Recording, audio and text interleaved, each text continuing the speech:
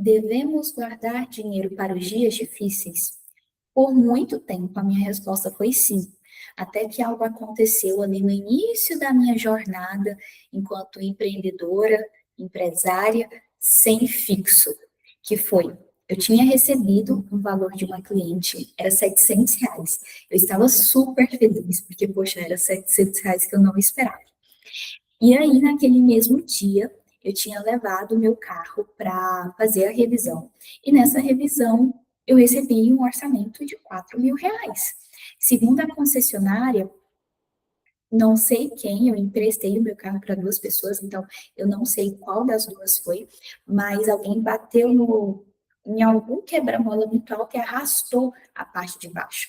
E aí a cama de ar do ar-condicionado acabou furando, o carro não estava gelando, enfim.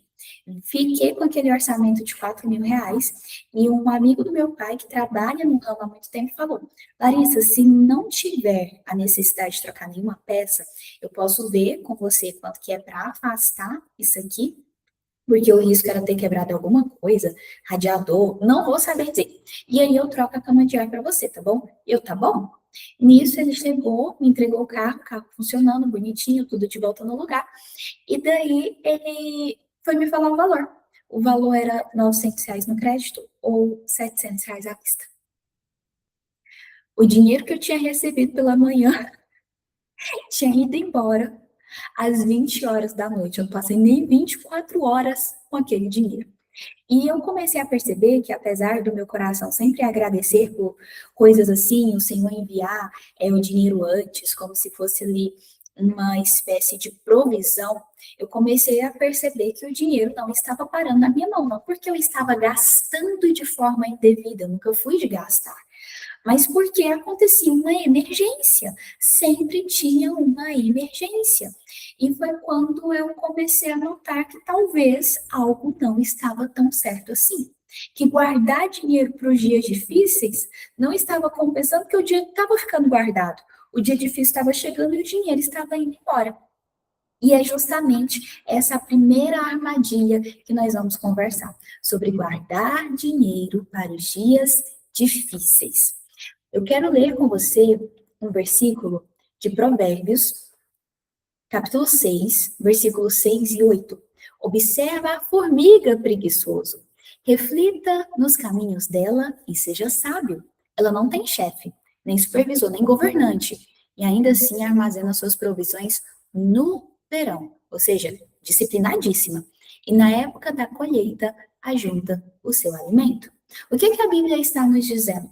Que enquanto nós olhamos para a formiga dentro do açucareiro, ou então uma legião de formigas se reunindo ao redor de algum pedaço de comida que caiu na mesa ou no chão, e ficamos zangadas, né? Porque aí tem formiga na casa. Elas estão fazendo o seu papel de colher no verão para ter como se manter no inverno. Então, é sábio e é bíblico nós nos prepararmos para o que está por vir. É bíblico a gente ajuntar no verão. É bíblico e sábio nós aproveitarmos o momento de bonança. Um exemplo muito forte disso é o exemplo de José no Egito. José, quando o faraó tem um sonho, ele fala: faraó, você vai ter 7 anos de muita fartura, a terra vai ter 7 anos de muita fartura, e logo em seguida vão vir 7 anos de muita escassez, de muita fome. O que nós vamos fazer? Nós podemos aproveitar esses 7 anos de fartura e poupar, para quando os 7 anos vierem de escassez, a gente ter. Você só precisa escolher um homem que saiba como fazer isso. O faraó olha para José e diz: já que você se prontificou, você deu esse plano, quem melhor do que você para executá-lo? E assim José faz com que o Egito prospere nos 7 anos de prosperidade e prospere ainda mais nos 7 anos de escassez. Porque quando as pessoas chegam para o Egito era o único lugar que tinha comida, elas começam dando os seus bens, elas dão as suas riquezas. Depois, quando elas não têm mais as suas riquezas, elas dão as suas terras. E quando elas não têm mais as suas terras nem as suas riquezas, elas se dão enquanto servos para o Egito. Então, José fez com que o Egito prosperasse no tempo da prosperidade, e ele fez com que o Egito prosperasse ainda mais. Olha só, não é prosperou, continuar a prosperar, foi prosperar ainda mais na época da escassez. Porque nessa época, além do que o Egito já tinha, ele ganhou mais bens, ele ganhou mais terras e ele ganhou pessoas para trabalhar nessas terras. Então, essa mentalidade de José e essa mentalidade da formiga, ela precisa preencher o nosso pensamento. Em vez de você olhar para os dias que virão como dias difíceis, porque esses dias vão vir, e quanto mais você estiver focado neles, acredite em mim, mais eles vão te alcançar, começa a agir como a formiga. A formiga, ela não poupa por uma ansiedade, ela não poupa por um estado de alerta que não a deixa descansar. Ela poupa porque isso é sábio, faz parte da natureza dela. A formiga não tem córtex pré-frontal desenvolvido igual o nosso, mas está na natureza dela porque ela sabe que hoje eu tenho disponível, eu tenho em abundância, eu vou guardar. E no dia que não tiver em abundância, eu vou poder descansar. Eu vou poder estar dentro da minha toquinha, e eu não sou nenhuma bióloga, tá? Eu vou poder estar dentro ali de onde as formigas moram e vou poder usufruir de todas essas coisas. Então, ela não poupa para não morrer. Lógico que no inverno, ela tendo que comer, ela não morre. Mas ela não poupa para não morrer. Ela poupa para viver. E aqui que eu quero que a gente comece a diferenciar as questões do nosso coração. Porque é bíblico e sábio você poupar, mas com qual sentimento, com qual pensamento, com qual intenção você está poupando?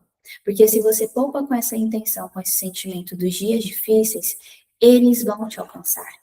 E eles vão vir, vou pegar aqui um parafraseado da minha cidade, com dois pés na porta para arrombar tudo que tem. Então, começa a pensar qual que é a intenção que você tem ao poupar esse dinheiro. Então, em vez de eu preciso guardar para os dias difíceis, o que vai causar medo, insegurança, necessidade de controle, você começa a pensar, eu vou guardar para viver bem, eu vou guardar para, poxa, ter uma aposentadoria tranquila, onde eu possa viajar, curtir meus netos, eu vou guardar para uma casa melhor, a casa dos meus sonhos, eu vou guardar para uma viagem que eu quero muito fazer. Isso até ajuda o nosso cérebro a ter mais facilidade. Eu estava olhando para cá, para o cantinho, né? Esqueci que a câmera está aqui. Isso nos ajuda a ter mais facilidade e prazer em poupar. Porque enquanto a gente está pensando nos dias difíceis, nós nunca conseguimos poupar uma grande quantia. Porque isso é doloroso para o nosso cérebro. Mas a partir do momento em que eu começo a poupar com uma perspectiva boa, o meu cérebro começa a ter prazer naquilo. Ele começa a entender que poupar é muito bom. Então, eu vou poupar parte do que eu tenho por algo que vai me dar ainda mais prazer. Use a dinâmica do seu cérebro a seu favor. Então, vamos colocar aqui, estou descendo, já falei dessa parte, ok? Outro ponto importante é você assumir a mentalidade de mordomo do reino dos céus. O Senhor Jesus, ele é bem claro com a gente, tá? Que em vez de nós gastarmos a nossa força tentando acumular tesouros aqui na terra, onde o ladrão rouba, a traça corrói, o ferrugem corrói, nós podemos envolver, empenhar os nossos esforços em acumular tesouros no reino dos céus. De novo, Jesus não está dizendo que ser rico é pecado, como Hernandes Dias Lopes diz, ser rico não é pecado e ser pobre não é uma virtude, mas ele está querendo posicionar o teu coração no reino dos céus. Então, naquilo que você tem, porque sim, a Bíblia autoriza a riqueza, nós vamos ver um versículo que está em Timóteo, inclusive, você já consegue ver aí na tela, mas em vez de nós utilizarmos a riqueza como um fim, nós utilizamos a riqueza como um meio. O dinheiro é um meio para nós alcançarmos um objetivo. E o nosso objetivo maior é colaborar e contribuir com o reino dos céus. Agora, falando de uma forma mais prática, existe uma parábola que eu gosto muito, que é a parábola dos talentos. O Senhor chama ali os seus servos e ele dá a cada um conforme a sua capacidade. O primeiro servo recebe 1 talento, o segundo recebe 2 e o terceiro recebe 5 talentos. Aquele servo que recebeu um único talento, por medo do seu senhor, ele oculta aquele talento, ele esconde, ele cava um buraco e literalmente coloca aquele talento ali dentro. O que recebeu 2 talentos volta com 4. O que recebeu 5, ele volta com 10 talentos. Então, o servo do 2 e o servo do 5, eles entenderam que eles eram o quê? Servos. Eles iam ter que prestar conta com o senhor deles. O que recebeu 1 talento chega e eu sabia que o meu senhor era mau. Então, eu acabei escondendo. E aí o senhor, mas se você sabia que eu era mau, bravo, zangado, que eu ia receber, que eu ia prestar conta disso aqui, por que você não deixou pelo menos no banco para correr juros em cima disso aqui? Por que escondeu? Então, você, ao receber uma riqueza, você é o mordomo desta riqueza, você é o mordomo do Senhor para multiplicar essa riqueza, para gerir, para gerar e gestacionar quase, fazer a gestão dessa riqueza. Então, a quantia que você recebeu, você precisa administrá-la com capacidade, porque um dia você vai prestar contas desse valor ao teu Senhor. E eu espero que você não seja como o servo do 1 talento, mas como o servo que recebeu 2 ou o servo que recebeu 5. Até porque existe uma promessa em Lucas 16:10. Quem é fiel no pouco, também é fiel no muito. Quem é fiel no pouco, se você for fiel no pouco, sobre o muito eu te colocarei. E aqui um alerta que está em 1 Timóteo 6,17. Ordene aos que são ricos no presente mundo que não sejam arrogantes, nem ponham sua esperança na incerteza da riqueza, mas em Deus. Esse versículo já vai abrir brecha para o segundo erro, para a segunda armadilha. Mas para a gente finalizar isso aqui, o que eu quero que você tenha na tua mente? Que sim, você deve poupar, sim, você deve guardar, mas com uma intenção correta. A partir do momento que o nosso coração começa a ser grato, a partir do momento que o nosso coração começa a reconhecer a mão do Senhor, a confiar no Senhor e a entender que aquilo que nos vem à mão é algo que nós devemos administrar para a glória de Deus, o nosso relacionamento com o dinheiro e com as riquezas muda. E eu posso estar sendo, não sei se precipitada ao falar isso, mas eu acredito que o Senhor, ele realmente abençoa aqueles, pelo menos do que eu tenho vivido ao longo desses anos, ele realmente abençoa aqueles que vão administrar bem o que ele tem entregado. Porque sabe que essas pessoas não estão com o coração focado no ter, focado no dinheiro, mas focado em o que eu posso fazer e como eu posso abençoar pessoas com aquilo que eu tenho hoje. Então, troque essa mentalidade, ok?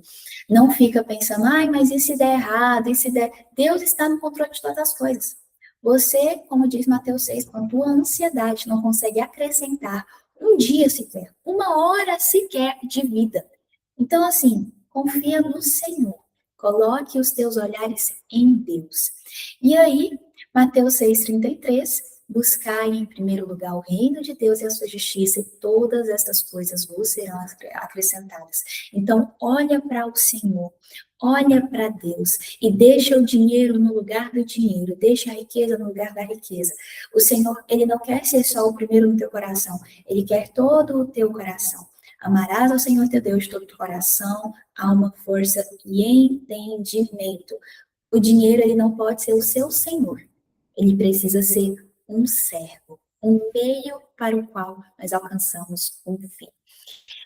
Por fim, eu vou deixar aqui algumas perguntas, um exercício para você fazer, que é, quando você pensa em guardar dinheiro, qual é o primeiro sentimento e pensamento que surge na tua mente? Lembrando que sentimento e pensamento são diferentes. Então, eu tenho um sentimento de medo, eu tenho um sentimento de alegria, eu vou guardar dinheiro, vou depositar dinheiro.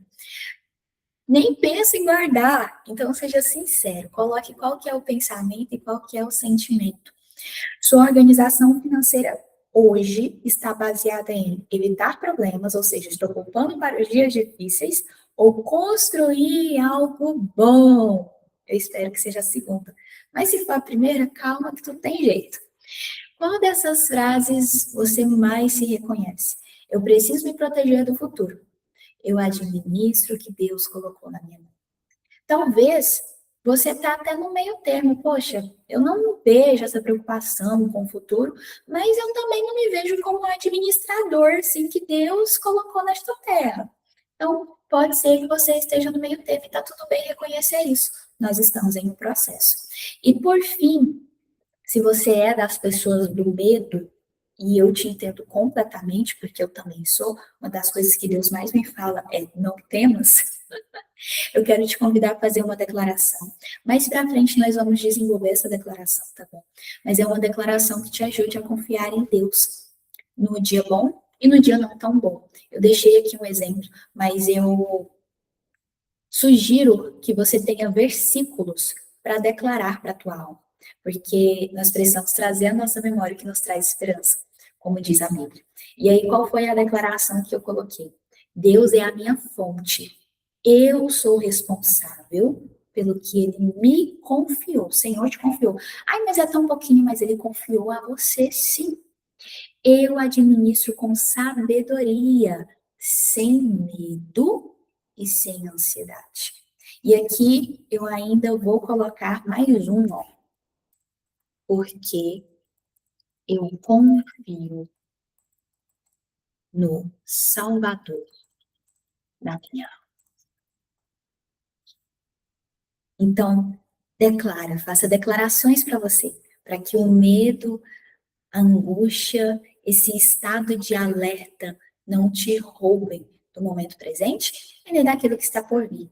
E o meu grande desejo é que você seja como José, que nós todas da comunidade sejamos como José, alguém que soube prosperar no tempo da bonança e que soube prosperar ainda mais quando tudo nos faltava. Porque, afinal de contas, como diz o salmista no Salmos 23, o Senhor é o meu pastor e nada me faltará. Nada me falta por quê? Porque nele eu tenho tudo. Muito bem, então eu te convido a duas coisas. Deixa aqui embaixo ou no grupo do WhatsApp o que você mais gostou dessa aula, onde ela mais falou com você, onde ela mais te impactou. E dois, venha assistir agora a segunda armadilha, tá bom? É isso. Eu esqueci que eu não posso, que eu preciso parar a gravação e aí depois eu vou sorrir.